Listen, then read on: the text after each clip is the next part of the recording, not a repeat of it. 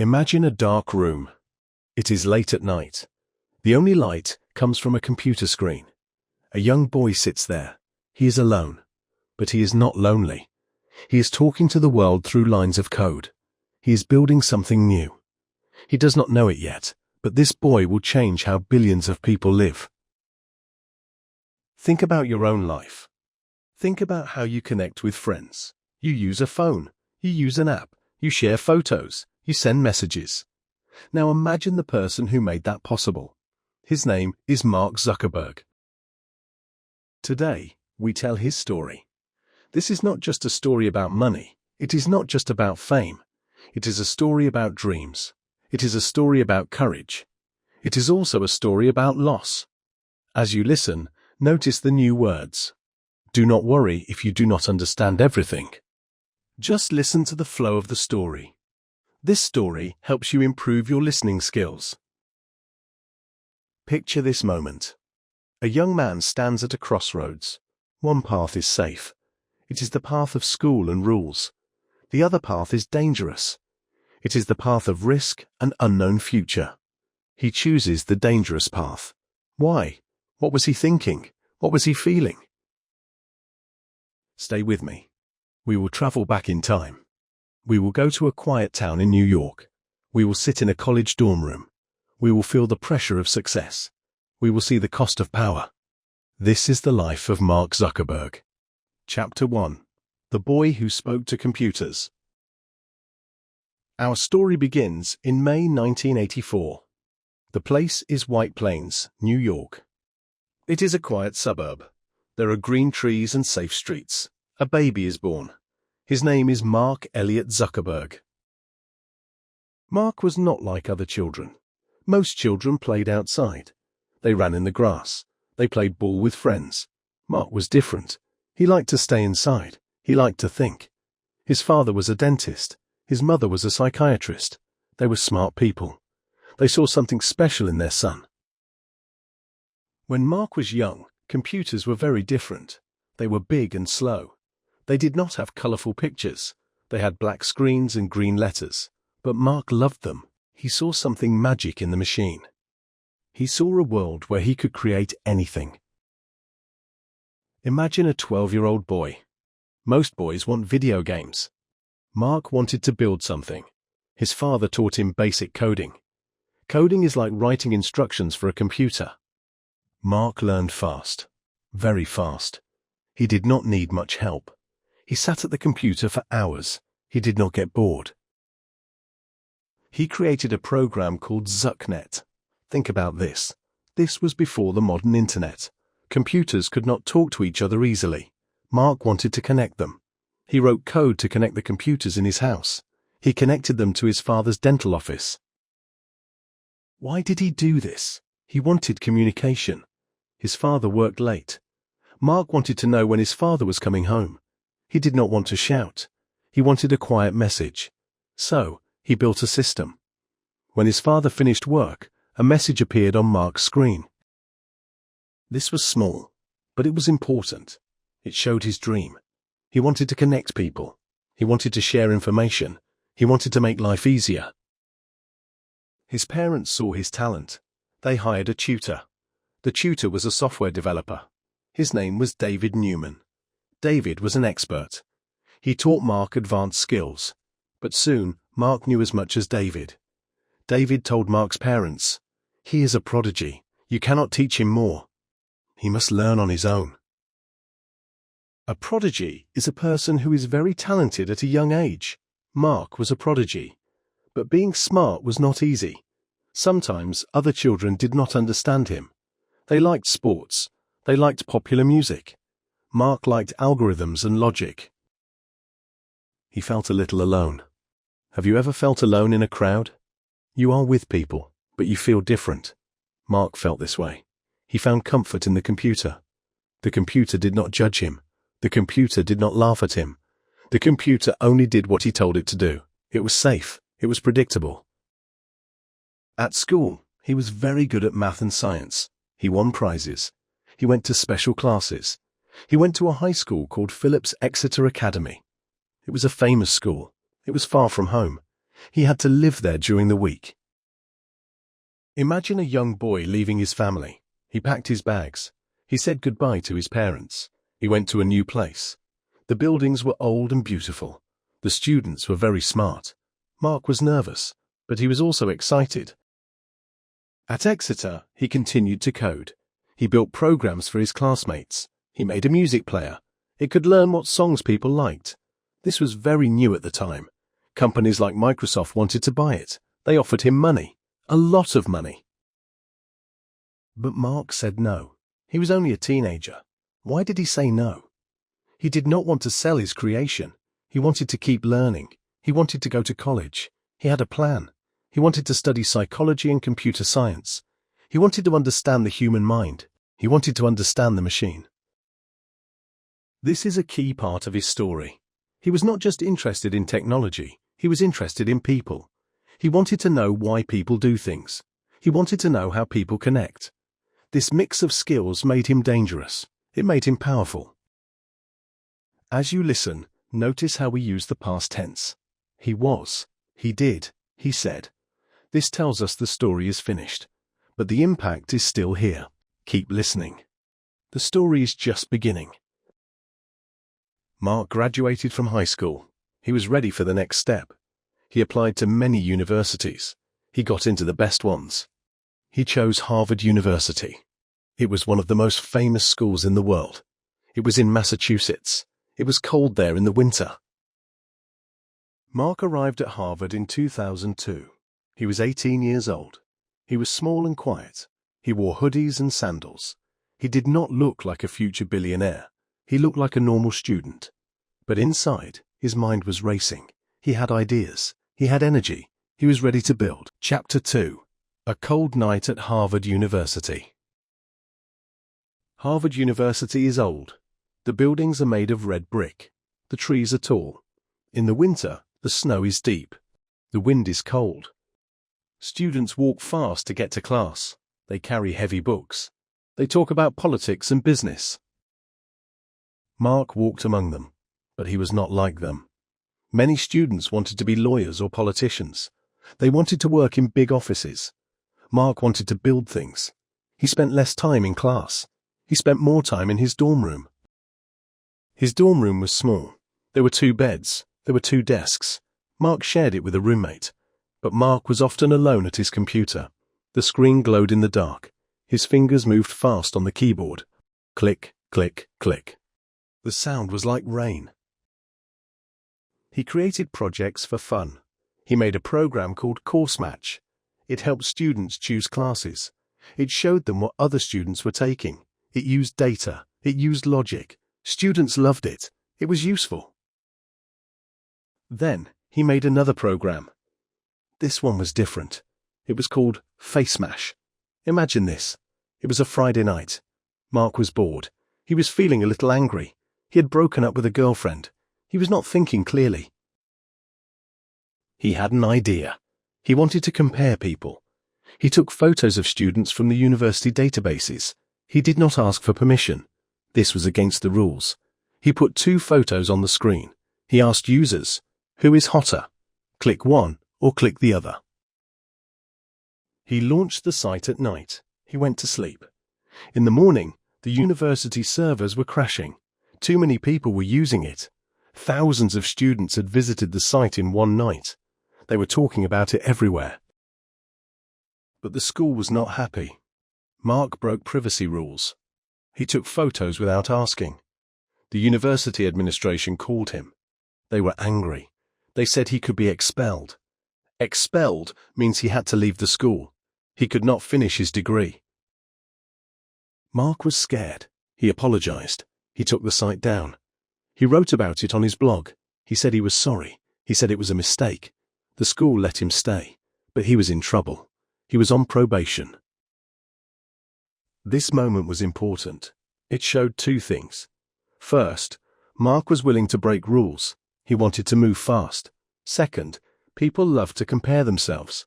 People love to look at others. This was a secret about human nature. Mark saw it clearly. He thought about this lesson. He realized people wanted to connect, but they wanted to do it safely. They wanted to share their identity. The internet at that time was anonymous. People used fake names. You did not know who you were talking to. Mark had a new idea. He wanted a site where people used real names. He wanted a digital yearbook. In schools, a yearbook has photos of all the students. It has their names. It has their interests. Mark wanted this online. He talked to his friends. He talked to Dustin Moskovitz. He talked to Eduardo Saverin. Eduardo was a business student. He was Mark's best friend. Eduardo wanted to help Mark. He said, "I can get money. I can handle the business side. You build the product." They agreed to work together. It was the winter of 2003. The snow was falling outside. Inside the room, the energy was high. They felt like they were on the edge of something big. They did not know how big it would become. Mark started coding again. He worked all night. He did not sleep much. He ate fast food. He drank energy drinks. His eyes were tired, but his mind was awake. He was building the Facebook. Notice the name. It was the Facebook, not just Facebook. It was specific. It was for Harvard students first. You needed a Harvard email address to join. This made it exclusive. It made it safe. People trusted it because it was only for their school. He launched the site in February 2004. It was a Monday. He told his friends. They told their friends. The growth was explosive. In 1 week, half of Harvard was on the site. They were uploading photos. They were writing on walls. They were connecting. Mark watched the numbers grow. He felt a rush of excitement. This was not just a program. This was a community. He was building a town square. But this town was digital. It had no borders. But success brings problems. As the site grew, Mark faced pressure. Other students had similar ideas. 2 brothers, Cameron and Tyler Winklevoss, were working on a site called Connect You. They said Mark stole their idea. They said he promised to help them, but then he built his own site instead. This was the first conflict. Mark denied this. He said he was just coding. He said he did not make promises. But the tension was there. The legal trouble was starting. Also, Mark needed money. Servers cost money. Running a website is expensive. Eduardo Saverin helped. He put in some money. He became the chief financial officer. He handled the bank accounts. He tried to get advertisers. But Mark was not focused on money. He was focused on growth. He wanted more users. He wanted more schools. He expanded to Yale. He expanded to Columbia. He expanded to Stanford. Everywhere he went, the students joined. The dorm room became too small. The work became too big.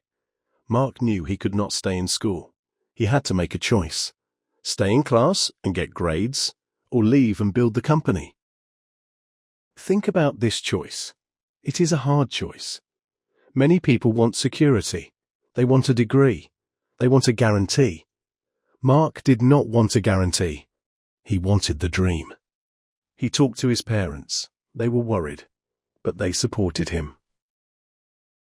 In the summer of 2004, Mark dropped out of Harvard. He packed his bags again, but this time he was not going to school. He was going to California. He was going to Palo Alto. This is the heart of Silicon Valley. This is where technology companies live. He rented a small house. It was cheap. The walls were thin. The furniture was old, but it was close to opportunity. He invited his friends to come. Dustin came. Chris Hughes came. They were a team. They were young. They were tired, but they were hopeful. This ends the chapter of the student. Now, he was a founder. Now, he was a CEO. He was only 19 years old. Imagine being 19 and running a company that millions of people use. It is a heavy responsibility. Chapter 3. The Leap into the Unknown. California was different from Massachusetts. The sun was bright. The air was warm. The palm trees swayed in the wind. But the work was hard. The house in Palo Alto was chaotic. Imagine living with your co-workers. You work all day, then you eat dinner together. Then you work all night. There is no separation between life and work. Mark slept on a mattress on the floor. He woke up and opened his laptop. This was the culture of the startup. A startup is a new company with high growth. Everyone believed in the mission. They believed they were changing the world. They felt like pioneers. They were exploring new land, but this land was online. One night, a man came to the house. His name was Sean Parker. He was older than Mark. He was famous in the tech world. He helped create Napster. Napster changed the music industry. Sean was smart. He was wild. He was risky. Mark respected Sean. Sean saw the potential of Facebook. He told Mark, drop the. Just call it Facebook. He also gave Mark advice. He said, move fast. Do not worry about mistakes. Just grow. This advice shaped the company. The motto became, move fast and break things. It meant do not wait for perfection. Launch the product. Fix it later. This allowed them to grow very quickly, but it also caused problems later. Sean Parker helped Mark get money. He introduced Mark to investors. Investors are people who give money to companies. They want a part of the company in return. One investor was Peter Thiel. He gave them $500,000. This money saved the company. They could buy better servers. They could hire more people. But with money came control. The investors wanted say in the company. They wanted to make sure their money was safe. Mark wanted to keep control. He wanted to make the decisions. He was stubborn. He did not like being told what to do. This caused tension with Eduardo Saverin. Remember Eduardo? He was the best friend. He was the business manager. He was in New York while Mark was in California. Eduardo was trying to sell ads. He wanted to make money slowly. He wanted to be careful. Mark and Sean wanted to grow fast. They did not care about ads yet. They cared about users. This difference created a crack in the friendship. It was a small crack at first, but it grew wider. Imagine a phone call between friends. They are arguing. One says, we need money now. The other says, we need users now. They do not listen to each other.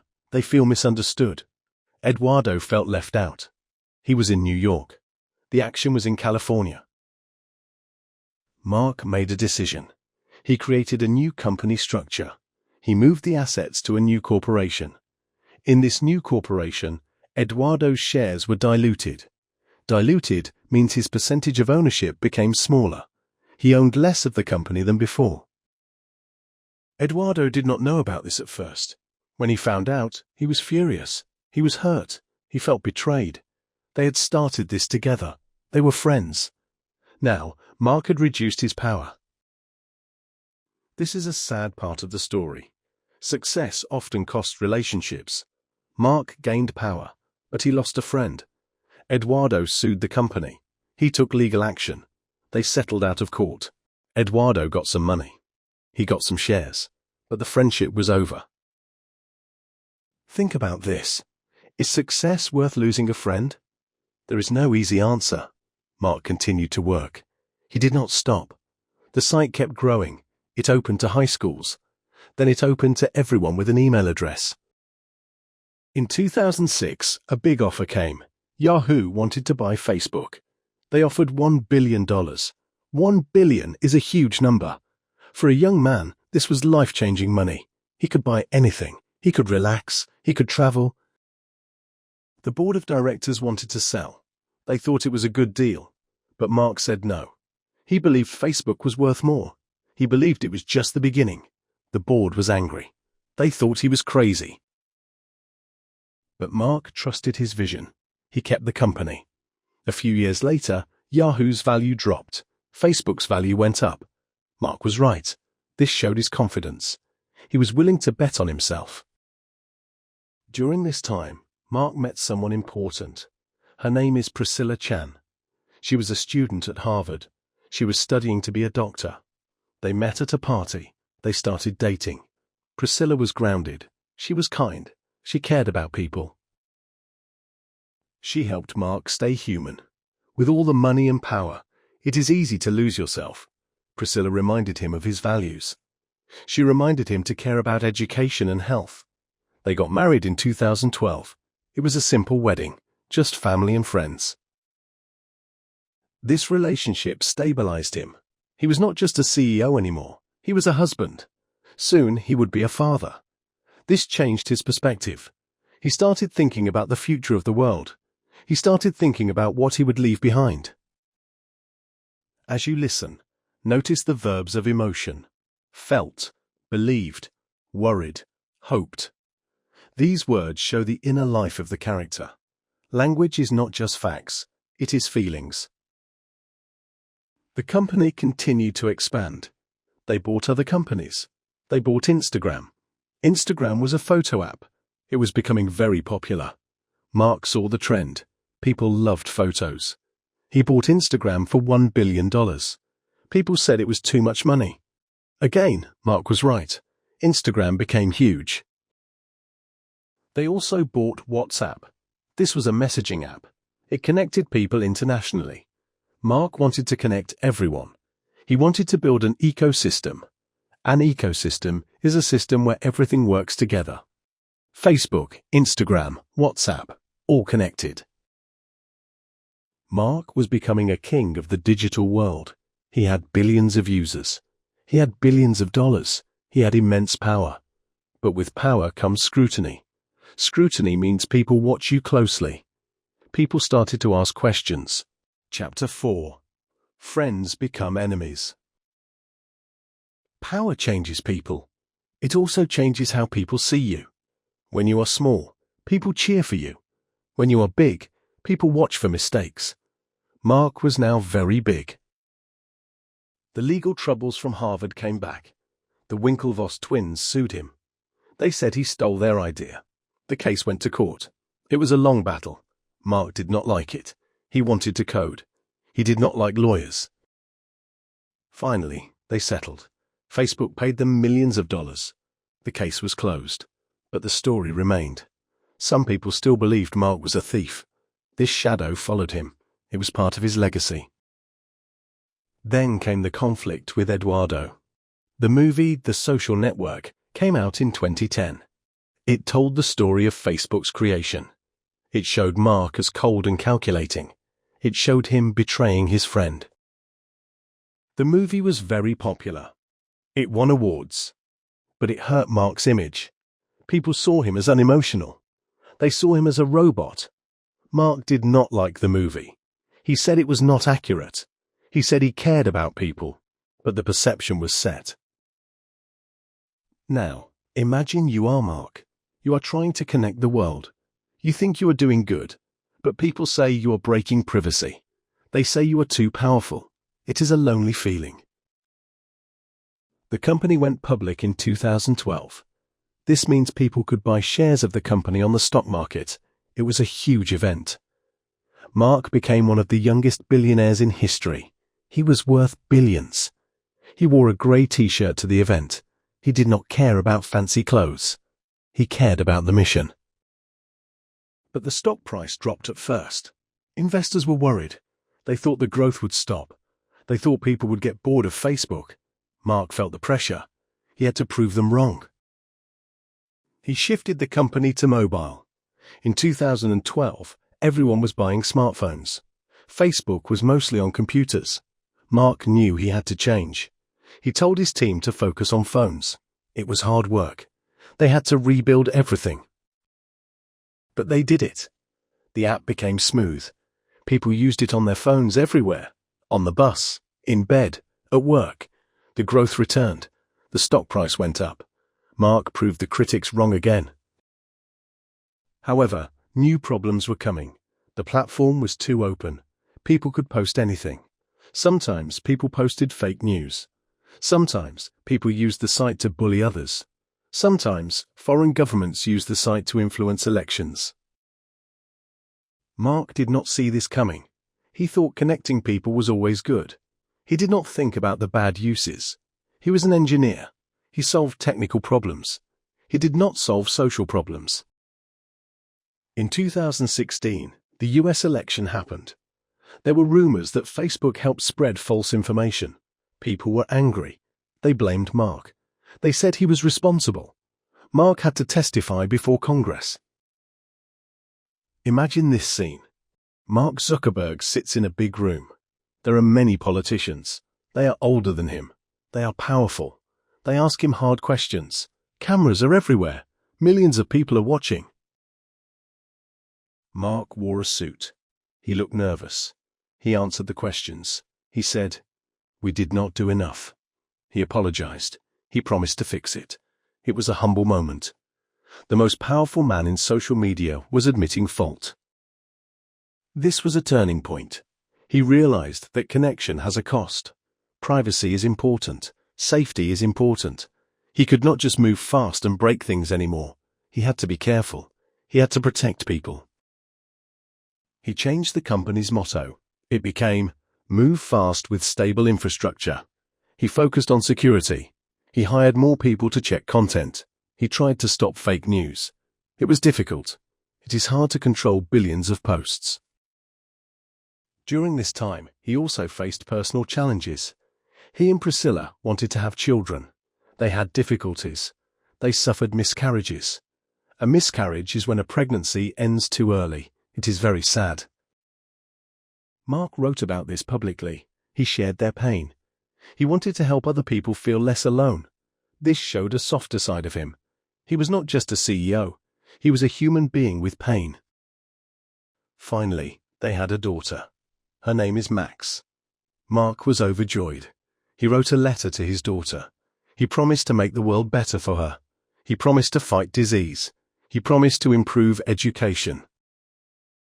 To do this, he and Priscilla started the Chan Zuckerberg Initiative.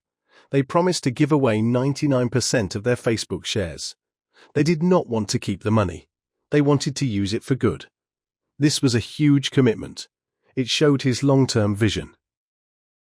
He was not working for money anymore. He was working for legacy. Legacy is what you leave behind when you are gone. He wanted to be remembered as a builder. He wanted to be remembered as a helper. But the controversies did not stop. In 2018, the Cambridge Analytica scandal happened. A company took data from millions of Facebook users. They used it for political advertising. Users did not know this was happening. People were furious. They felt violated. They felt tricked. The hashtag #DeleteFacebook trended. People threatened to leave the platform. Mark had to speak again. He had to apologize again. He said, "We have a responsibility to protect your data." He promised to tighten the rules. He made it harder for companies to take data. He tried to regain trust. Trust is hard to build. It is easy to lose. This period was dark for the company. The stock dropped. The reputation suffered. Mark looked tired. He looked older. The weight of the world was on his shoulders. He realized that building a tool is easy. Managing a society is hard. Chapter 5. The Heavy Crown of Power. Time moves forward. The world changes. Technology changes. Mark had to change with it. He saw a new future. He saw virtual reality. He saw the metaverse. The metaverse is a digital world. You can wear a headset and enter it. You can meet friends as avatars. You can work and play in 3D. Mark believed this was the next step. He believed phones would be replaced by headsets. In 2021, he changed the company name. It was no longer Facebook Incorporated. It was Meta. This was a bold move. He was betting the company on this new technology. He spent billions of dollars on research. Some people laughed. They said it was a gimmick. They said people did not want headsets.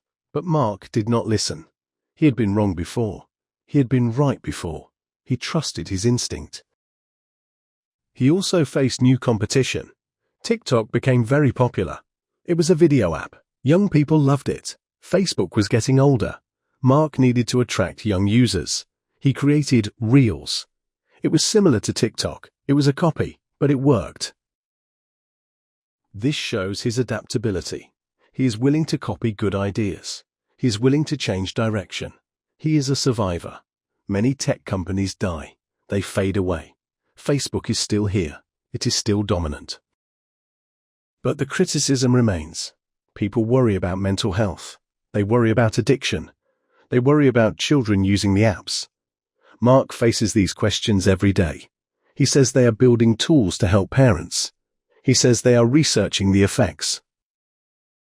It is a constant battle. He is fighting regulators. He is fighting competitors. He is fighting public opinion. It is exhausting. Imagine waking up every day and knowing millions of people are angry at you, but you believe you are helping them. This is the conflict of his life. The intention versus the impact. He intends to connect. The impact is sometimes division. He intends to share. The impact is sometimes privacy loss. He lives in this tension. Despite this, he continues. He codes sometimes. He still loves the product. He meets with engineers. He talks about AI. Artificial intelligence is the new frontier. Mark is investing heavily in AI. He wants computers to be smarter.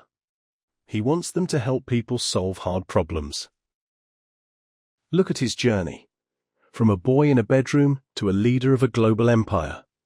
He faced lawsuits. He faced betrayals. He faced scandals. He faced failure.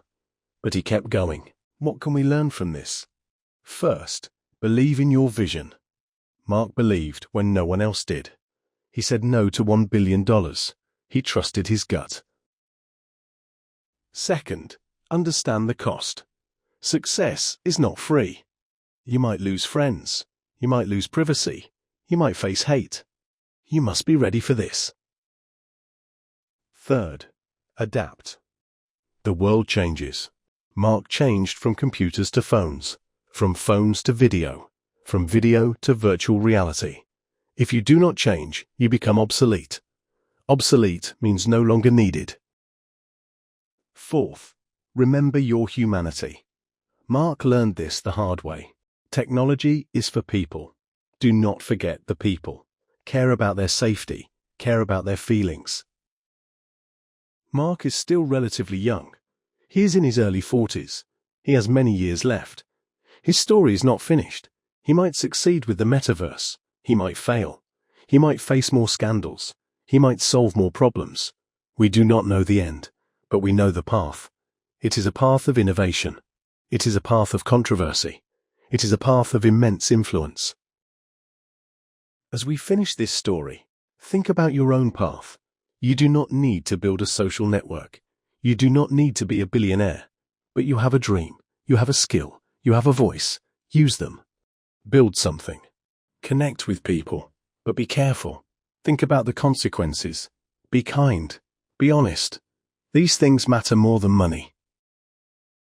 Mark Zuckerberg's life is a mirror.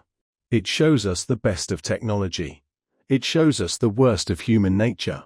It shows us ambition. It shows us regret.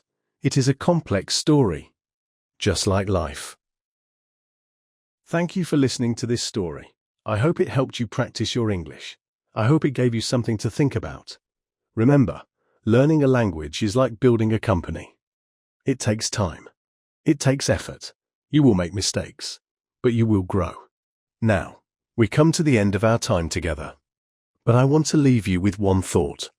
Mark Zuckerberg changed how we communicate. He changed how we see ourselves. But you have your own power. You have your own story to write. Do not wait for permission. Do not wait for the perfect moment. Start where you are. Use what you have. Build your dreams step by step. If you enjoyed this story, like, share, and subscribe. It helps us make more videos for you. It helps other learners find this channel. Now I want to ask you something. Think about this question. What is one dream you have that you're afraid to start? Write your answer in the comments below. Do not be shy. We are a community here. We support each other. Many people will watch this video, but only a few will comment. Be one of them. I read your comments. I want to know your dreams. Let us inspire each other. Thank you for being here. Keep learning. Keep growing. See you in the next story.